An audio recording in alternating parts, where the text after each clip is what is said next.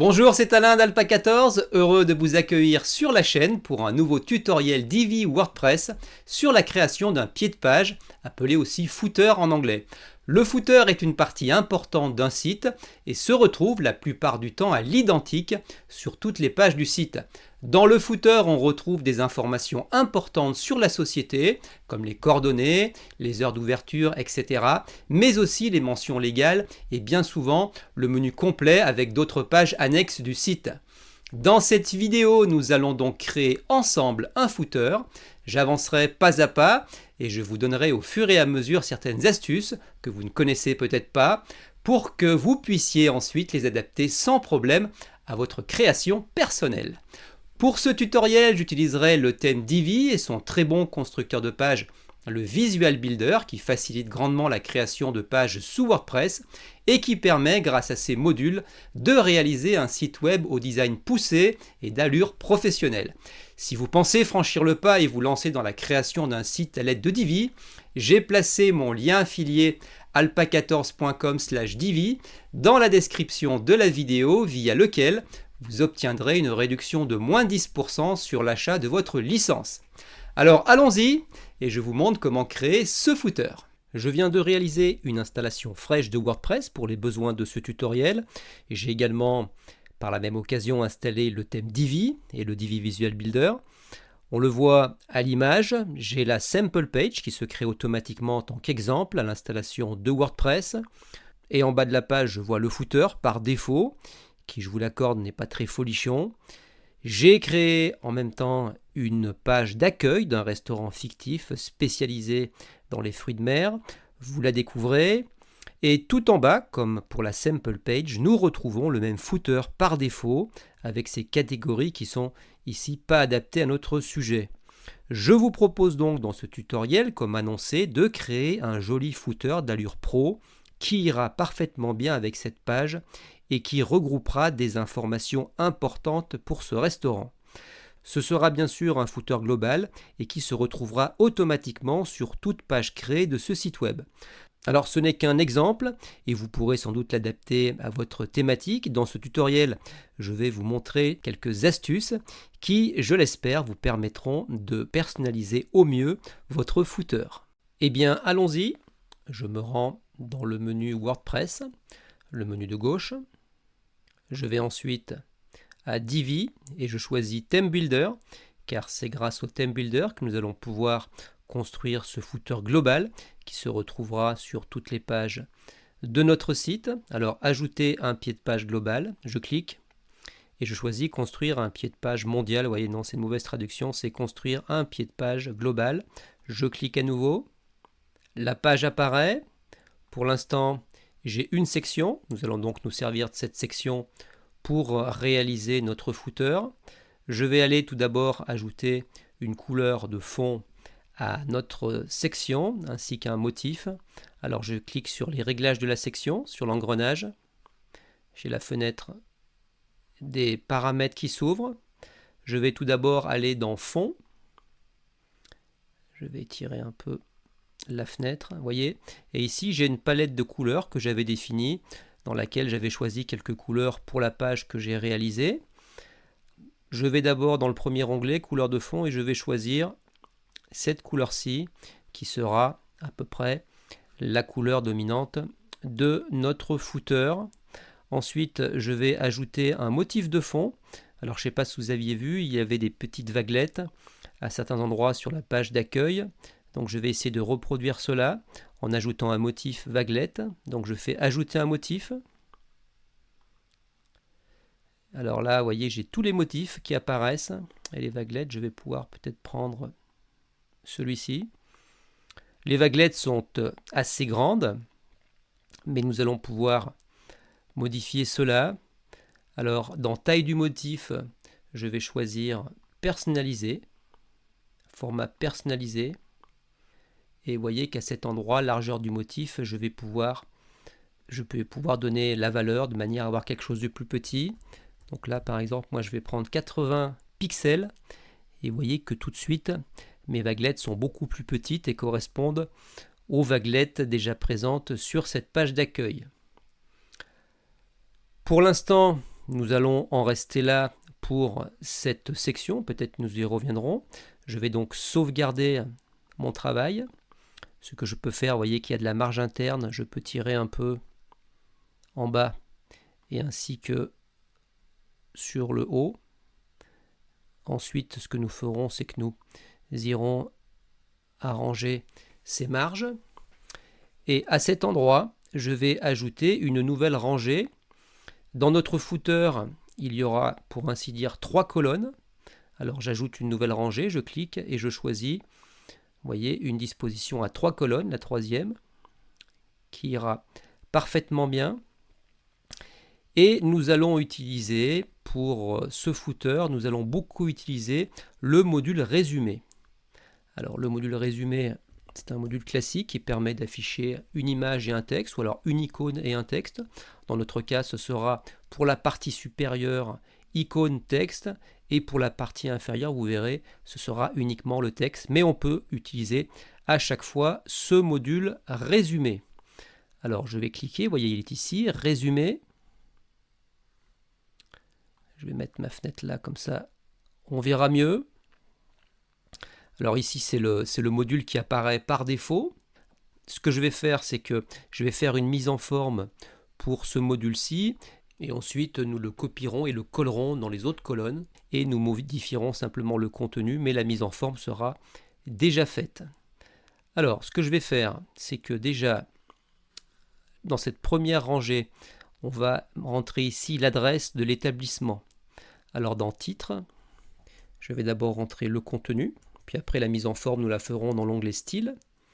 Alors je vais écrire adresse, comme cela. Et puis ici, eh bien, je vais écrire l'adresse. L'adresse, alors bon, je sais pas, je peux mettre 4 rue du lac d'Annecy, puisque je suis originaire d'Annecy. Voilà, ça ira bien. Avec un code postal 74 000. Annecy. Comme cela. Puis vous voyez qu'il y a une image. Nous ne voulons pas une image, alors je vais aller dans Images et icônes à cet endroit et je vais cliquer sur Utiliser les icônes. Et à cet endroit, vu que c'est une adresse, il doit y avoir une icône de localisation. Alors je vais taper localisation. Vous voyez, j'en ai une ici qui ira parfaitement bien. Alors pour l'instant, c'est uniquement du contenu. Pour ce qui est de la mise en forme, de la couleur, de la taille, je vais aller le régler dans l'onglet style. C'est ce que je vais m'empresser de faire tout de suite. Alors vous voyez qu'à chaque fois dans Divi, quand on passe la souris sur les différents éléments, eh bien il y a des petits pinceaux. Et quand je vais cliquer sur ce pinceau, je vais être conduit directement au style applicable à cet élément. Voilà, donc regardez ici par exemple, pour l'icône, je vais cliquer sur ce pinceau. Et vous voyez, je suis conduit directement au style de l'image et de l'icône. Alors je vais pouvoir définir la couleur de l'icône. Je vais prendre ce turquoise qu'on retrouve dans la page que j'ai créée. Le placement de l'icône, pour l'instant il est au sommet, mais il est possible de le mettre sur le côté, ce qui ira mieux. Donc à cet endroit, vous voyez, je vais choisir de placer l'icône à gauche. Et la largeur de l'image de l'icône, donc c'est la taille de l'icône, je vais choisir, je pense, peut-être 80 pixels, c'est bien. Voilà, 80 pixels, c'est pas mal. On verra après si on fait quelque chose de plus petit, mais bon, pour l'instant, ça a l'air bien. Pour l'instant, je suis satisfait avec mon icône. Maintenant, je vais aller travailler le titre. Alors, de la même manière, je clique sur le pinceau. Vous voyez, je suis conduit directement au titre. Alors là, c'est un H4. On va garder un H4.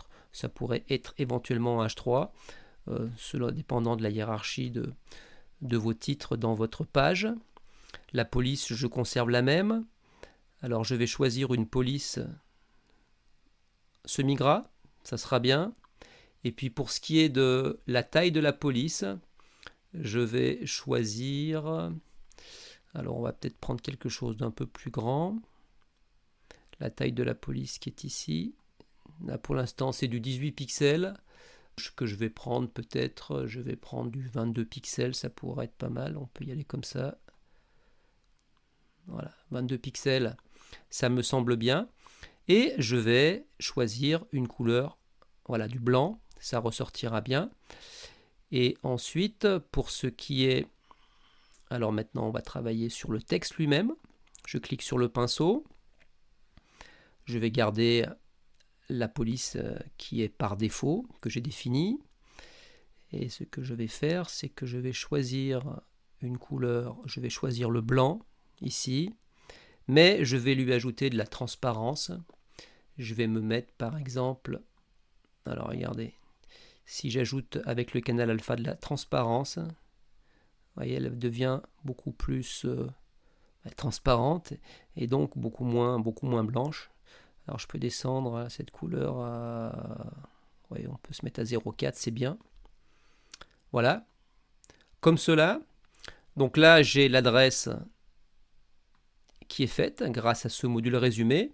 Et ce que je vais faire, vu que ici, on va mettre le contact et ici les heures d'ouverture. Je vais simplement cloner ce module et ensuite nous modifierons simplement le contenu. Alors regardez, en cliquant, oups, alors ça doit être le deuxième, on ne le voit pas très bien. Alors vous voyez par exemple, quand on ne voit pas très bien, on n'a pas accès au menu du module qui est en dessous, car c'est un petit peu caché par le menu de la rangée lui-même. Je peux aller ici, regardez, et je peux voir à cet endroit comment est structurée la page avec les sections, les rangées, les modules. Alors vous voyez ici j'ai mon module résumé et je peux facilement, voyez, le cloner. Et si je reviens là, vous allez voir, voyez, ça a été cloné. Donc là c'est un petit truc intéressant et je vais en profiter pour cloner une troisième fois. Donc là c'est facile, je clique, voilà. Et après avec un simple glisser-déposer, vous voyez, je peux poser, je vais en poser un ici. Ah, il s'est mis à côté, c'est pas grave. Et je vais mettre celui-là là. Mes trois modules sont maintenant en place. Alors après réflexion, il me semble que peut-être ces icônes sont un peu grandes, donc ça va être l'occasion de vous montrer une autre manipulation intéressante. Alors regardez, pour modifier l'icône, eh bien je vais aller dans les paramètres de l'icône. Je vais ici, vous voyez que j'avais entré 80, mais peut-être que je vais mettre 60, comme cela, et je vais sauvegarder. Alors plutôt que de refaire cette manipulation pour les autres modules résumés, regardez ici, si vous cliquez sur les autres paramètres du module, vous pouvez choisir de copier module style, comme cela, et ensuite, regardez, je peux coller ici, coller module style, vous voyez, automatiquement elle s'adapte, et puis assez ici, de la même manière, coller module style, voilà. Grâce à ça, je prends directement la mise en forme de ce premier module résumé. Je vais changer le contenu, donc là ça va être le contact. Alors, je vais marquer contact. Alors contact, je vais mettre un numéro de téléphone, alors par exemple plus 33 4, et puis après je sais pas, alors Annecy c'est 50, on peut mettre 11 22 33, j'espère que c'est pas le numéro de quelqu'un. Et à la ligne on peut mettre par exemple une adresse email. Alors pour les adresses email, je ne vous recommande pas de mettre l'adresse directement, mais peut-être, parce qu'elle risque d'être aspirée par des robots et après vous risquez d'être spammé, mais vous pouvez mettre quelque chose comme ça, avec des crochets, avec un A, et comme ça, ça ressemblera à une adresse email, mais ça ne sera pas détecté comme une adresse email. Et vous pouvez mettre par exemple, si le nom de domaine c'est annecy.fr, voilà, comme ceci, c'est pas mal.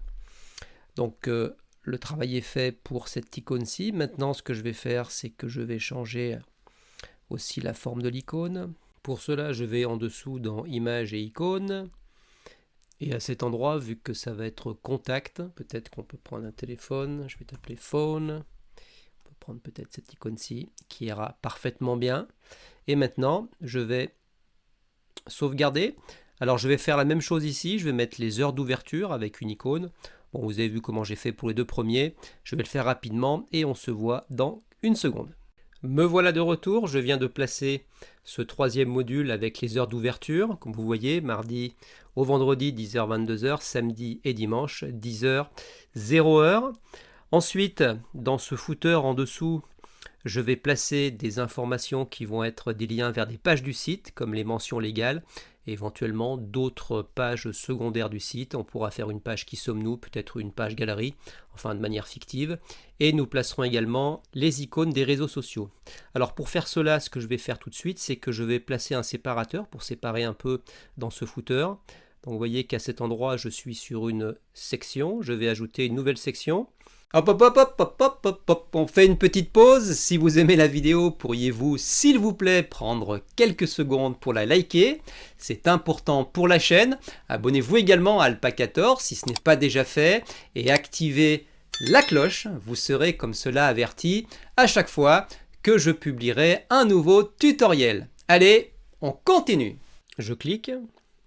Je choisis une rangée à une colonne. Et dans cette colonne, je vais insérer le module séparateur. Alors en tapant séparateur, vous voyez, ça vient tout de suite. Séparateur, comme cela. Un séparateur qui prend toute cette rangée. Et je vais lui appliquer tout de suite dans style. Je vais lui appliquer à la ligne une couleur. Alors je vais prendre peut-être cette couleur-ci. Voilà. C'est parfait comme cela. Je sauvegarde. En dessous, je vais pour l'instant ajouter une autre rangée. Ça va être une rangée à 3 colonnes, un peu comme la colonne ci-dessus. Dans cette première colonne, je vais ajouter donc un module résumé. Ce que je vais faire, c'est que je vais partir de celui-ci, puisque je vais garder à peu près les mêmes couleurs, vous allez voir. Donc je vais cloner celui-là, et je vais simplement le prendre et le poser dans cette première colonne.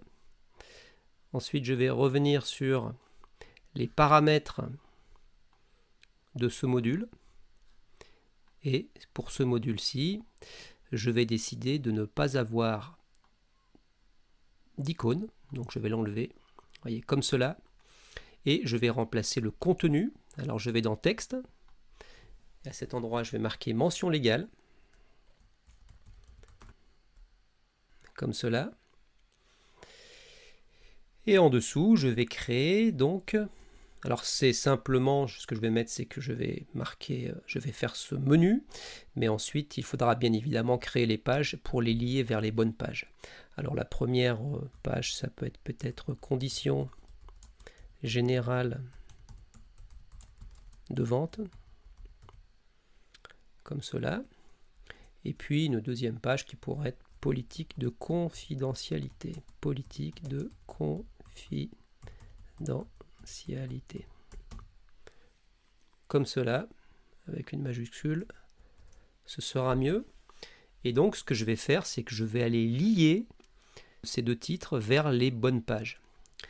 Alors, pour cela, ça va être très facile. Je sélectionne le titre de cette première page, qu'il faudra bien sûr aller lier vers la vraie page une fois qu'elle sera créée. Dans le menu juste en haut, je clique sur la petite icône du maillon pour créer le lien. Pour l'instant, moi, pour simuler cette page, je vais mettre un hashtag, comme cela. Et je fais la même chose avec l'autre page. Je clique sur le petit lien, et ici, je vais mettre un hashtag. Mais vous, encore une fois, il faudra lier vers la page qu'il faudra bien évidemment aussi créer. Ce qui se passe maintenant, c'est que vous voyez qu'on a rentré le contenu. On va modifier un peu les couleurs. Pour ce qui est de la couleur de ce titre mention légale, je vais prendre peut-être quelque chose de moins voyant. Donc je vais cliquer sur le pinceau. Voilà. Et je vais aller simplement sur, si je suis sur du blanc, et là je vais ajouter un peu de transparence pour avoir quelque chose de moins fort. Et je vais descendre, alors je vais voir avec ma tirette. Voilà, là ça me semble bien, c'est moins voyant. Et maintenant je vais faire pareil pour les liens. Alors vous voyez que les liens, c'est une couleur par défaut qui est assez criarde. Et je vais modifier cette couleur. Donc je clique ici. Vous voyez que je suis dans corps de texte. Je vais cliquer sur lien à cet endroit. Et là, je vais avoir la couleur du lien. Alors la couleur du lien, actuellement, c'est ce bleu là. Mais ce que je vais faire, c'est que je vais passer sur du blanc. Vous voyez ? et je vais prendre quelque chose de moins fort, la même couleur qui était ici. Je l'avais obtenue avec la pipette et de la transparence. Et me semble-t-il, j'étais autour de... Voilà, 0,4, c'était bien. Voilà, comme ça, vous voyez, j'ai exactement la même couleur que en haut. Et alors, il y a aussi autre chose qui peut être sympa, c'est que je peux décider, à cette couleur-ci que j'ai entrée, je peux décider de lui appliquer une couleur de survol, c'est-à-dire quand je vais passer ma souris, la couleur va changer. Et c'est vraiment très bien pour signaler un lien. Pour cela, je clique juste au-dessus de la palette des couleurs de lien sur le curseur de la souris. Alors vous voyez que là je suis sur la couleur du bureau et la couleur de survol, je peux peut-être reprendre cette couleur qu'on a ici qui est ce turquoise. Donc vous voyez, je clique sur la souris flottée, sur le pointeur, comme cela. Quand le texte ne sera pas survolé, il y aura cette couleur, et quand on survolera le texte, il y aura cette couleur-ci. Donc maintenant je peux sauvegarder mes changements. Et je vais faire la même chose ici. Alors, pour gagner du temps, ce que je peux faire de la même manière, je peux cloner ce module-ci et je vais le poser dans la colonne à côté, comme cela. Et je vais faire donc mes changements. Alors, de la même manière, la mise en forme est déjà faite, donc je vais gagner du temps. Je vais simplement ici marquer le restaurant, ça sera le titre. Le restaurant. Voilà. À cet endroit-là, je vais continuer juste après ce titre, puis après j'irai l'effacer, puis avoir qui sommes-nous, qui sommes-nous, point d'interrogation. Alors bien évidemment, comme tout à l'heure, il faudra que vous alliez mettre le bon lien qui conduit vers cette bonne page. Il faudra donc la créer, et de la même manière ici, ça va être par exemple un lien vers la galerie de photos peut-être, sur ce restaurant. Comme cela. Donc vous, je répète, pour qui sommes-nous, il faudra aller sur le petit maillon et rentrer l'adresse de la page pour que en cliquant on soit dirigé vers cette page. Comme cela, c'est parfait. Je sauvegarde mes changements. Vous verrez tout à l'heure quand je sortirai du thème Builder et que le footer sera en place dans la page, vous verrez qu'en passant la souris, eh bien, au survol, la couleur changera. Et enfin, dans cette dernière colonne, je vais insérer le module réseaux sociaux qui va lier quelques icônes vers mes principaux réseaux sociaux. Je clique sur le plus pour ajouter le module. Le pop-up arrive, et si je tape le début, suivez-nous sur les réseaux sociaux. Je clique. Vous voyez que par défaut, nous avons l'icône de Facebook et de Twitter. Alors, par exemple, on peut bien évidemment en rajouter. Vous faites plus à cet endroit. Et on peut rajouter par exemple Instagram. Voilà, vous voyez, je reviens ici sur la flèche en haut à gauche. Et je peux éventuellement aussi ajouter, allez, quatrième, peut-être YouTube. Alors, YouTube, tout en bas. YouTube. Maintenant, j'ai mes 4 icônes des réseaux sociaux. Je reviens. Je vais en paramétrer une. Bien sûr, pour chaque réseau social, il faudra entrer le lien URL. Donc, regardez, pour Facebook, je vais faire le travail. Vous voyez. Donc, dans contenu, dans lien, il faudra mettre ici le lien du réseau. Et puis, ce que je vais faire, c'est que je vais aller dans fond. Et pour ma part, je vais enlever le fond. Comme cela. Ce sera plus discret. Et puis peut-être ce que je vais faire aussi, c'est que dans le style, l'icône, je vais peut-être augmenter un peu la taille. Donc utiliser la taille de l'icône personnalisée, j'active.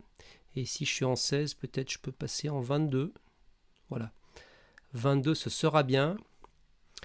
Et aussi quelque chose de sympa qu'on peut faire, c'est que au survol de la souris, l'icône peut changer de couleur. Alors, comme on l'avait fait pour les pages annexes, ça va se passer à cet endroit-ci.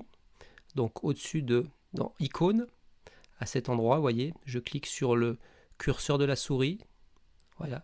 Pour l'instant, la couleur, cette couleur blanche. Et je peux choisir la même couleur en cliquant sur flotter, je vais prendre ce turquoise. Comme cela. Donc maintenant je peux revenir. Alors pour Twitter, Instagram et YouTube, il faudra aller rentrer l'adresse URL bien évidemment. Mais ensuite, pour ce qui est du style, plutôt que de refaire le travail que je viens de faire pour chaque icône, il vous suffira de copier le style, comme je vais le faire en cliquant sur les 3 petits points.